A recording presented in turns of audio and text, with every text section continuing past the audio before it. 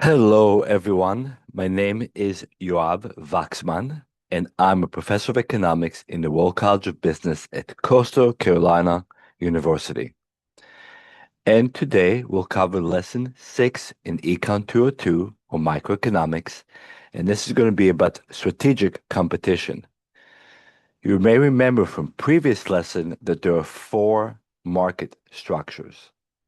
Under perfect competition, which we discussed in lesson 4, there are many firms, and they each produce identical product or homogeneous product, and therefore each company is a price taker. We say that these companies have no market power and therefore no ability to make economic profit in the long run. On the opposite extreme, in lesson 5, we talked about monopolies.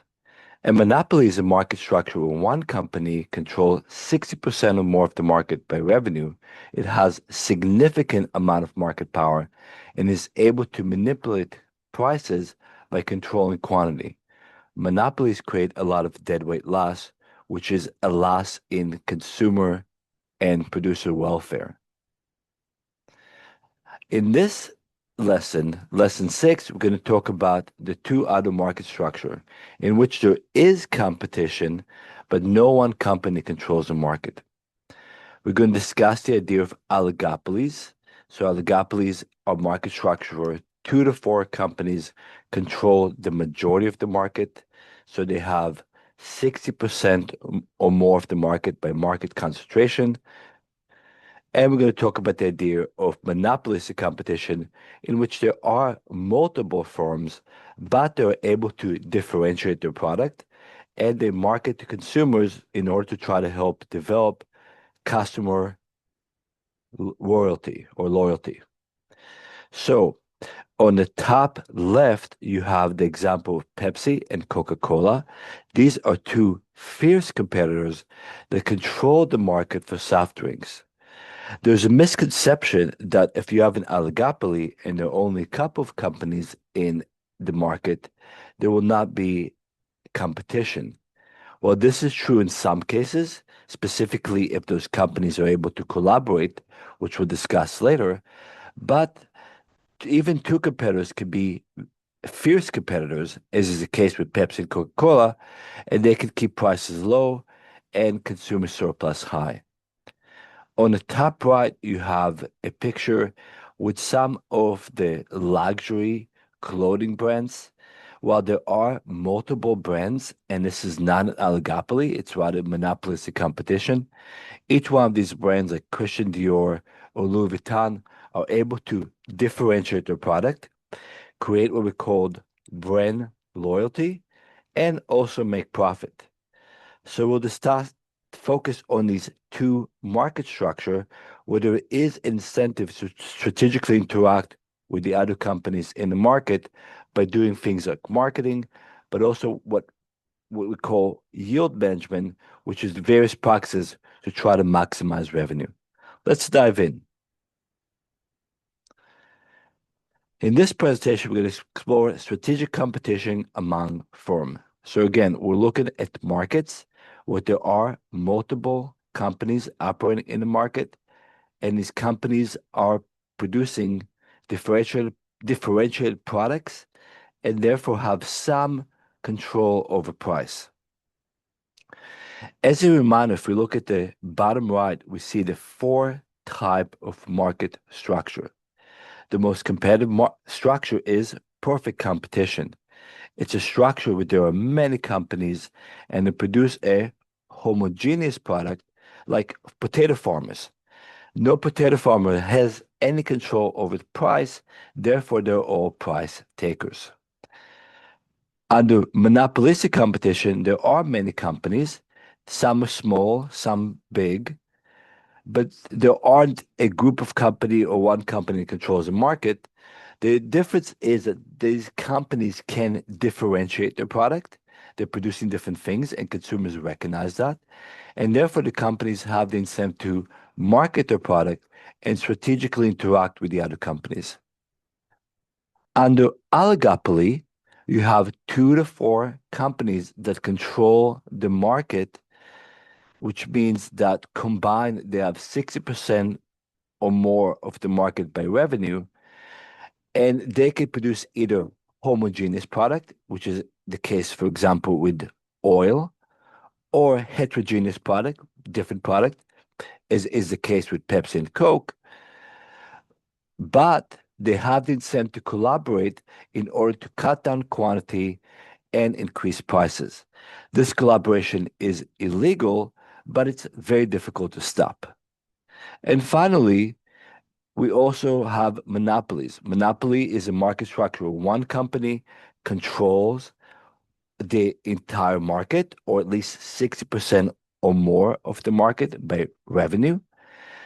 That company has a lot of market power. It has profit in the long run. And monopolies are created with their very high barriers to entry, which means it's very hard for other companies to enter the market, either because of government regulation, technical uh, control over the market, control over resources, or for another reason.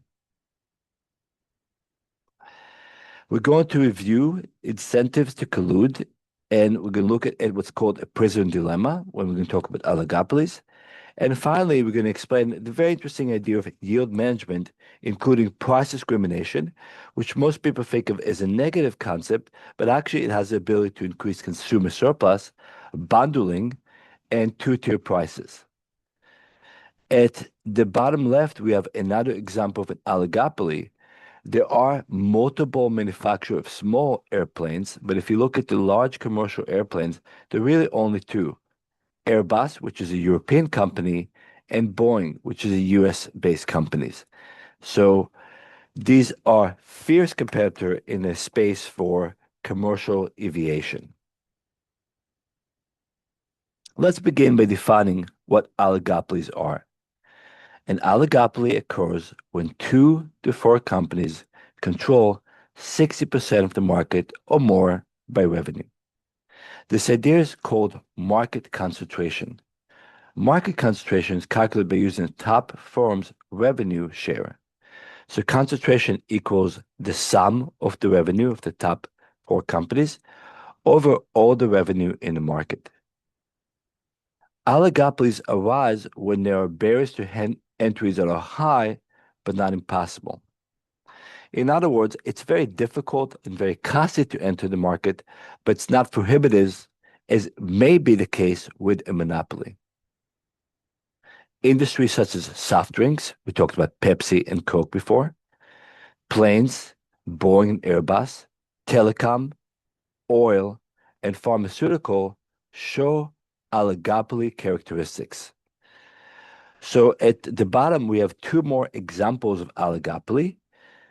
Apple and Samsung control the cell phone industry. There are actually other companies that produce cell phone, including Microsoft, Google, Huawei, which is a Chinese company, and Motorola, but these 2 companies were able to control the market. These companies differentiate their product. Apples tend to appeal to younger individuals, where Samsung tend to appeal to older individuals in the United States. At the bottom right, we have the 4 main type of credit cards. Those are Visa and MasterCard. Visa and MasterCard are popular worldwide. In the US, we also have American Express and Discover.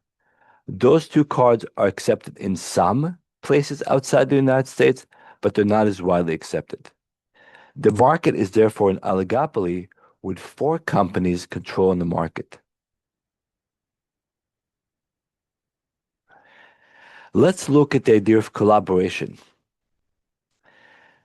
When you have an oligopoly, the 2 companies or 3 companies or 4 companies in the market have the incentive to collaborate. A collusion or collaboration between this company resembles what we call a prisoner dilemma, where cooperation maximizes profit. The matrix on the bottom left shows you what a prisoner dilemma looks like. In this case, we have 2 players, Alice and Bob. Each of these two players have the ability to either cooperate, and that's taking action C, or defect, and that's taking action D. If they both cooperate, in this case, they get three, we can figure like maybe like $3 million each or whatever the three represents. And the total benefit is 6. However, they each have the incentive to defect. So if you look at Bob cooperating, if Alice defects, she will get a payoff of 5 and Bob will get a payoff of 0. By contrast, if Alice cooperates and Bob defect, Bob will get a payoff of 5 and Alice will get a payoff of 0. If the other person defect, you also have the incentive to defect. So let's suppose that Alice defect. Bob can increase his payoff from 0 to 1 by defecting. So the first number represents the payoff for Bob, and the second number in parentheses represents the payoff for Alice. We see that defecting is a dominant strategy, which means that no matter what the other player does, your incentive to defect. But the unfortunate thing for Alice and Bob is that if they both defect, they get 1 each, and the total payoff is 2. Whereas they both cooperate, they get 3 each, and the total payoff is 6. So for Alice and Bob, cooperating is optimal, but they each have the incentive to defect. How does it work with companies? Suppose you have two competitors that control the market, like Boeing and Airbus. If they cooperated, they can each cut down their production and increase prices, making airplanes very expensive. This will increase their profit and therefore increase their combined profit as well. However, if one of the companies is cooperating with the other, let's say Airbus agrees to increase prices and cut down production, Boeing has incentive to defect. They can undercut their competition, ramp up production, cut down prices, and sell more airplanes, and therefore make more profit, driving Airbus profit in the process. At the end, it's very likely that both companies would defect, resulting in a suboptimal solution for both companies. However, this type of defection is beneficial for consumers who want to see competition and lower prices. The best example of this type of collusion is OPEC, which is the Organization of Petroleum Exporting Countries.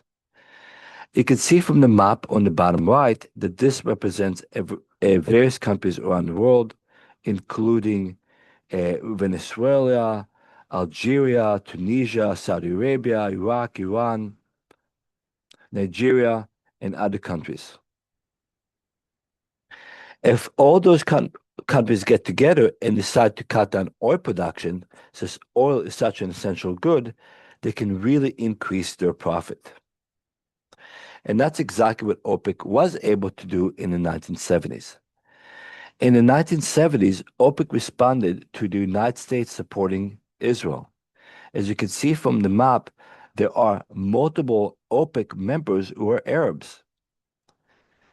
At the time, several of those countries were at war against Israel, and they want to punish the United States for supporting its Israeli allies. So they cut down production of oil to the United States, creating a shortage of oil in the US and inflation. This happened in 1974 and again in 1979. OPEC is a great example of how monopolies or oligopolies can cooperate and potentially hurt consumers. The Sherman Antitrust Act of 1890 is designed specifically to prohibit this type of collusion. It has applied in several times throughout U.S. history. However, collusion is very difficult to prove. So while there are many attempts to break down collusions, many of them failed. Let's look at the other type of market structure where there is competition. It's called monopolistic competition. Monopolistic competition involves many firms producing differentiated product. For example, we talked about the fashion industry. There are many types of clothes or car manufacturers. There are many different models and makes of cars. This differentiation of good allows firms to be price searchers. However, because firms do have competition, they face an elastic demand, which means the demand curve is fairly horizontal. What it means is firm can increase price by cutting down quantity, but a small increase in price could cause a large reduction in quantity. Consumers switch brand when prices rise due to product similarity. So while some consumers will remain loyal to your brand even as you raise prices, other consumers will increase. Suppliers market their product in order to create brand loyalty. So the more loyal the customers are to your product, and there's a misspelling on the slide. It should says brand loyalty, not royalty. The more loyal they are, the more you are able to raise prices even though you're facing competition. Example of monopolistic competition include restaurants, hotels, apparels, fitness center, car manufacturer, and clothes. So if you look at the bottom right, we have a picture of Myrtle Beach, and you can see all the different hotels on the beach, each competing for customers, especially in the off season when the number of visitors is limited. On the bottom right, we have a picture of Taylor Swift doing her Eras tour. If you think about musicians are actually competing under monopolistic competition. There are many musicians out there, each producing their own songs and records, and they have to market themselves for consumers using traditional marketing, but also a lot of social media marketing. One of the things that make Taylor Swift so successful is she is a very sharp businesswoman. She's able to market her product using social media better than most performers. She does a great job making her performance unique and attractive to consumers, and she was able to produce brand loyalty. In fact, her followers are called Swifties, and they were not, when she produced an album, they may buy multiple versions of that record, hence boosting her sales. Let's look more carefully at product differentiation. Firms differentiate their product using attributes, so what actually goes into the product. So if you think of cars, for example, on the bottom left, how much horsepower does it have? And if it's safety features, the overall design, the quality, is it something that's going to last a long time, something healthy? And the branding. The branding is about the perception that we have about the product. In the United States, for example, we have over 750,000 restaurants with various menus and prices. These restaurants try to distinguish themselves by offering different products on their menu, by marketing themselves differently, and by focusing on the quality of food.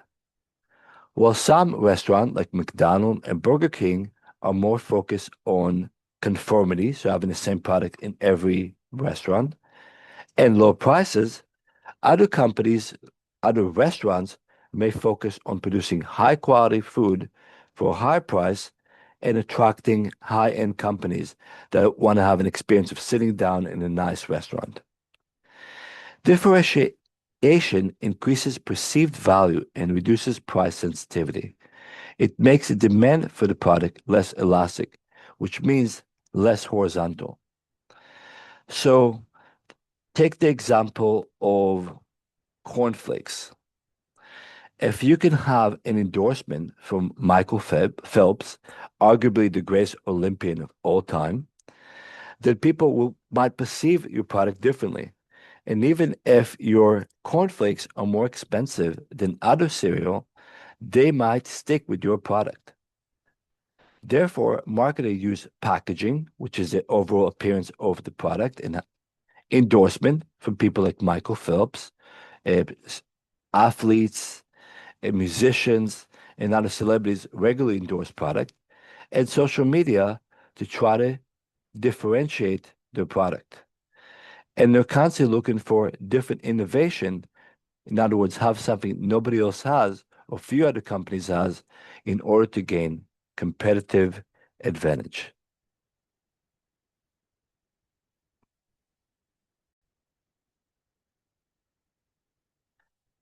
Let's examine the short run and long run outcome in a monopolistic competition. So price searchers, companies that have some control over the price, face a downward sloping demand curve and therefore a downward sloping marginal revenue curve. So you can see from the graph on the bottom right that the marginal that the demand curve is downward sloping and the marginal revenue curve is downward sloping. The company is going to produce where marginal cost, that's the kind of that U shape or hook shape curve, equals marginal revenue. And then they're going to choose the price that corresponds to the demand curve at that quantity. Now, in the short run, monopolistic competition may earn economic profit, which means not only can they cover their costs, but they also cover their opportunity costs. Think of the idea of a new restaurant in town. It's very fashionable. A lot of people want to go there. And the restaurant owner is not only making enough money to cover the cost of all the ingredients and the employees and insurance, uh, all those things, but he's also making more money that he would make working as a manager in not a restaurant or doing something else. Hence, is covering his or her opportunity costs. However, um, other other cooks in the area, other restaurants in the area are going to see the success and it's going to attract other entrants. Monopolistic competition has a relatively low barriers to entry. So it's not that difficult for other people to open restaurant. Unlike, let's say, an oligopoly like Boeing and Airbus, where it's really, really expensive to build large airplanes. As more competitors enter the industry, the demand for the specific restaurant is going to drop since other people might choose to go to different restaurants. And in the long run, as more and more companies enter the market, this will drive down demand to the point where the restaurant is no longer producing any economic profit. That means that the restaurant owner is able to cover their costs and able to pay themselves a decent salary, but they're not making really any more than they would working at another restaurant or doing something different. And this is shown on the graph by the zero economic profit point. So we'll get to a point where that price the monopolistic competitor charges is where the average total cost is in the long run.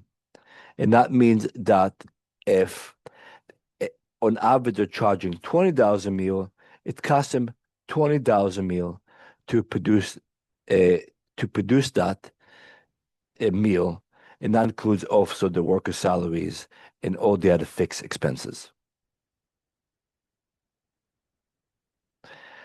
Now, firms in both oligopolies and monopolistic competition structure can increase revenue by using various yield management techniques.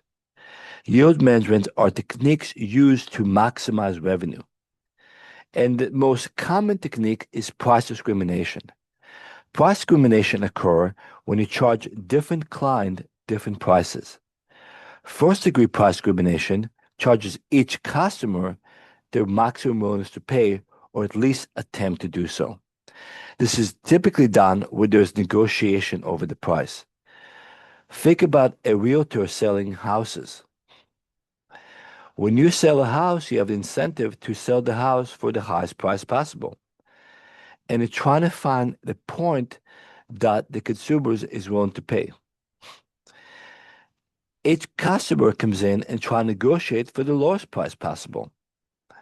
Therefore, for a given piece of property, different customers may pay different prices. The same thing is true for cars, as you can see on the bottom left.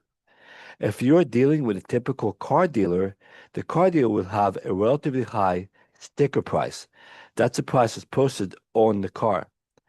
However, individuals can come in and try and negotiate the price down. Those who are better at negotiating end up paying a lower price. A second degree price discrimination occurs when you charge different prices based on quantity. So an example of this is buying in bulk, which is what companies like Costco or Sam's Club will do. If you go to Sam's Club, you might buy 18 cups of yogurt for a lower price than you would for individual cups at Kroger or Walmart. Third degree price discrimination occurs when you assign different groups to different prices.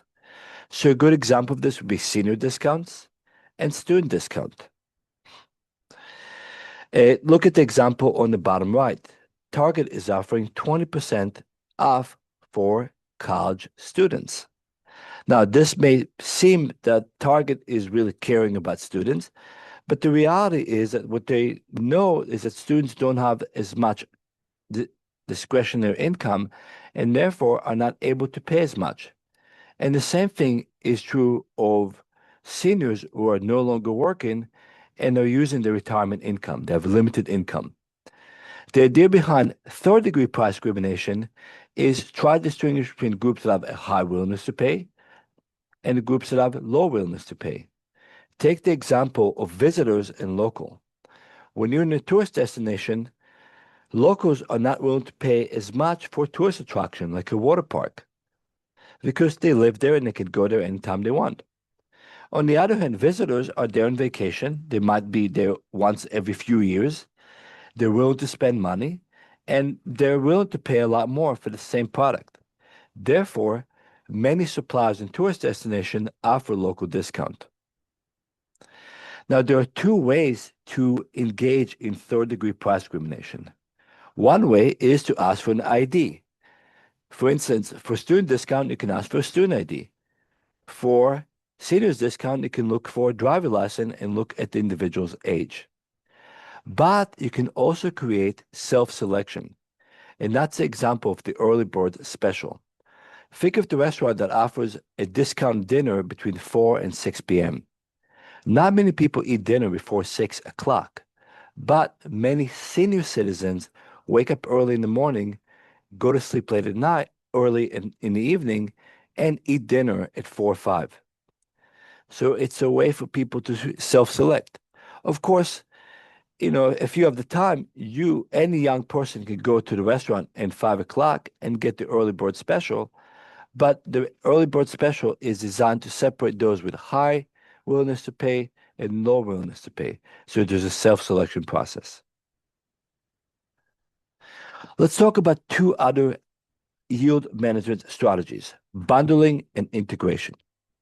Bundling combines high margin items with popular low margin items. Think of the example of Happy Meals. Most people, when they go to McDonald's, they want to get a burger. Now, burgers are expensive to make because beef is expensive. But French fries are pretty inexpensive to make, and sodas are very cheap to make. So if we could combine it into a meal, what McDonald's referred to as a Happy Meal, the McDonald's will sell a lot of their high profit items, which are their French fries and drinks, by combining it with low profit but very popular items like hamburger. Insurance companies do the same thing. They will bundle your home and auto and liability policies. Bundling does several things. It makes it easier for the consumers to make choices. So imagine you in a drive-through to McDonald's, instead of pick and choosing each item, you could say, I want meal number 4. It also increases retention because now the individual is buying multiple things from you. It raises revenue for the company And most importantly, it allows the company to sell high profit, but generally less popular items. Bundling can be either horizontal and vertical. These are two types of integration. Horizontal are things that you buy at the same time. So think about going to McDonald's. Well, you get your hamburger, drinks, and French fries at the same time. But vertical integration has to do with different stage of the experience. So imagine traveling on a vacation. You might need an airline ticket. You might need a ride from the airport. You probably going to look for a hotel and maybe even entertainment for the evening. Companies like Travelocity or Expedia try to bundle all those things into a package for you, again, in order to increase revenue, increase retention, and sell high profit items. There are other type of yield management techniques. Two-tier prices, it requires membership to pay a fee before purchasing goods. So going back to the example of Costco, you cannot, not anyone can go and buy things at Costco. You actually have to pay an annual membership fee. The membership fee has two advantages. One, it creates revenue for the company. But secondly, once you pay the fee, you will feel reluctant to buy stuff anywhere else because you're already invested in your Costco or Sam Club membership. The same thing is true of golf courses. Some golf courses are public, which means that anyone can use them as long as they pay the daily fee. But many golf courses are private. Customers have to pay very expensive annual fees and then pay for every time to use a golf course. This is a two-tier pricing system. In fact, some golf courses even have a three-tier pricing system. You have to pay a lifetime fee to become a member, then you pay your annual fee, and then you pay every time you use the golf course. Another strategy used is overbooking. Some companies, like airlines, have a fixed capacity. There are only so many seats on an airplane, and they may overbook the airplane by 10 to 15%. Why? Because they know that at a given flight, some customers are not going to show up, and some customers are going to miss the flight because they won't make their connection flight. So during popular times like Thanksgiving, they may overbook flights. And then if too many people show up for the flight, then they'll offer them free airline tickets or maybe frequent flyer miles in order to get them to not come on the flight. Now, on the bottom right, we have a cartoon of people hopping off the plane that was overbooked. But the reality is that the airlines do require to offer people a reward if they choose not to go on an overbooked flight. Airlines also use what's called dynamic pricing. If you ever try to book your airline ticket, you might notice that the price changes from day to day. As we get closer to the flight, the price tends to increase. Further back from the price is lower. In fact, the best time to buy a ticket for a domestic flight is 3 to 6 months before the flight. If you buy your ticket a year in advance, that tells the airline that you really fix about going on a specific date and are probably willing to buy a lot. If you buy the ticket a day or two before the flight, it tells the airline that you're desperate to fly and therefore probably willing to pay a lot. But 3 to 6 months seems to be the sweet period where that indicates to the airline that you have some flexibility and you're willing to shop around, and therefore they must offer you a lower price. So, what can you do? You can use this information to be a smart consumer. Take advantage of third-degree price discrimination by getting student discount, local discount, or group or coupons. Coupons is really another way to discriminate. Some people are willing to go for the effort of getting a coupon and therefore get the lower price. For example, if you get your oil change at Jiffy Lube, it's very easy to go online. It just takes 20 seconds, find an online coupon, and have them scan the barcode when you get to Jiffy Lube. However, some people don't do it, and if they're willing to pay more, Jiffy Lube will gladly charge you more. Negotiate for real estate and cars. The most important thing in negotiation is that you should be ready to walk away. Remember, a car dealer must sell their car, but you don't have to buy it. You have many other choices. So if you want to walk away, the dealer is likely to significantly lower their price. Plan your purchases and buy things in bulk. So if you buy from Costco and Sam's Club once a month instead of from Kroger every week, you might save, especially on durable items like snacks or detergent. Bundle your insurance policies and compare bundles. So bundling is beneficial for the company, but it can also be beneficial for you and the consumer. If you get your insurance from multiple companies, you'll be charged more. But if you get your car insurance, liability insurance, home insurance, all from the same company, you're likely to save money. The important thing is you compare the total price of the bundle between companies and not individual insurance policies. Buy generic brand.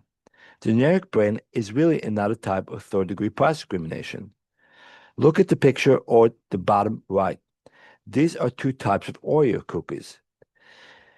The one on the right is the brand name. The one on the left is generic brand.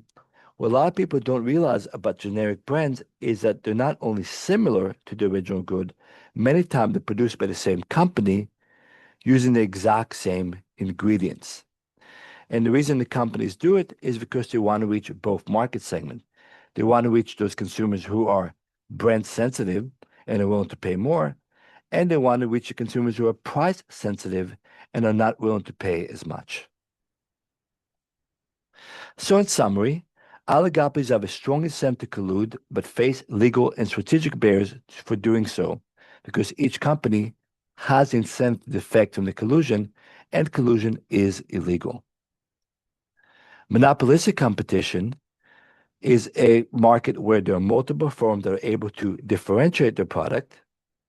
However, because more and more firms can enter the market, eventually profit is driven down. Price discrimination, first, second, and third degree, segments consumers and help companies increase revenue. This practice is known as yield management, and the combination of price discrimination, bundling, and two-tier prices allow companies to increase revenue. So at the bottom left, we have the logos for Nike and Adidas.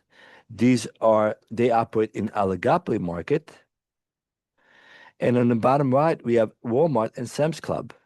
Sam's Club is actually a part of the Walmart family, but Walmart will attract both price-sensitive customers and families that buy in bulk, and they also attract customers that are looking for convenient. So Walmart offers their product in multiple stores, and they appeal to different segments of the market. So let's look at some potential discussion question based on what we talked about today. Should government increase regulation to reduce collusion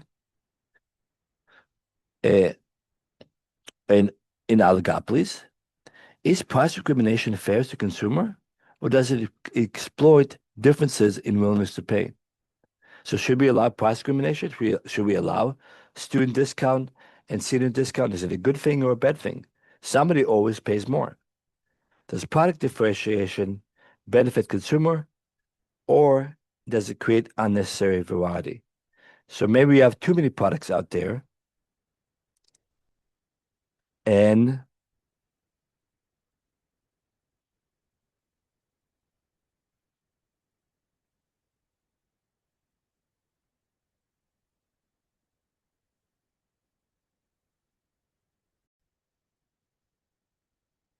so is it really necessary to have all these different products? So once again, my name is Yoav Waxman.